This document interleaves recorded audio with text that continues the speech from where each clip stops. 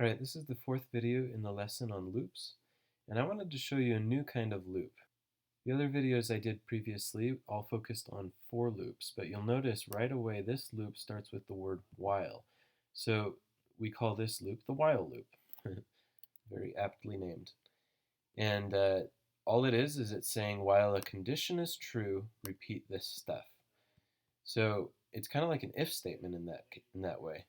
An if statement just says if a condition is true, do this stuff. Now we're saying while a condition is true, do this stuff. And you're hoping that eventually the condition is false. Well, right here, watch what happens. When I run this code, it goes on forever because that condition never changes to false. It's literally the word true. So there's no way it could turn into false. So I just have to kill it there. But what if I change this condition? What if I say while counter is less than 5?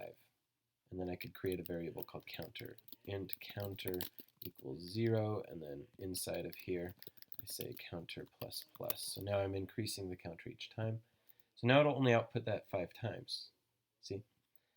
But what we've done here is we've actually just created a for loop, right? That's the whole reason for loops exist. So usually when you're using a while loop, you're doing it because you don't know how many times something is going to repeat.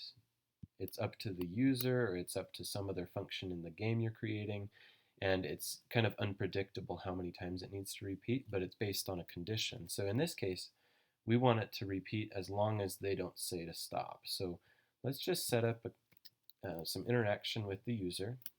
Let's create a scanner. We have to import scanner. And then we're going to set up a variable for the response each time it repeats the loop. We'll ask them whether they want to stop. So we'll say string response starts out as nothing. And then we say while response dot equals yes equals false. So while they haven't typed yes, we're going to continue repeating. And then we'll store the response each time. We'll say response equals s.next line. Okay.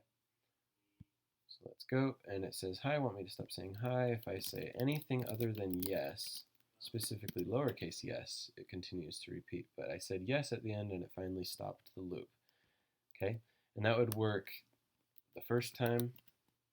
That would work the 100th time. I'm not going to type 100 times and then eventually say it. But yeah, so it's perfect for the case where you don't know how many times you need it to repeat, right? It's based on the condition. There's also a shortcut. Instead of saying while it equals false, of course, we could just use the Boolean operator, the not operator, put an exclamation point in front. That will also work. It's a nice shortcut. So we can say yes. You can also make it so it's case insensitive by just saying, let's compare it to the lowercase version of whatever their input is, and then make sure that's lowercase.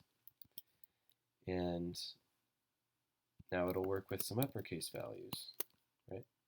It'll work even with a mixture of uppercase and lowercase letters, but it won't work with anything else. It has to say yes. Cool. So there you go. That's a basic introduction to while loops.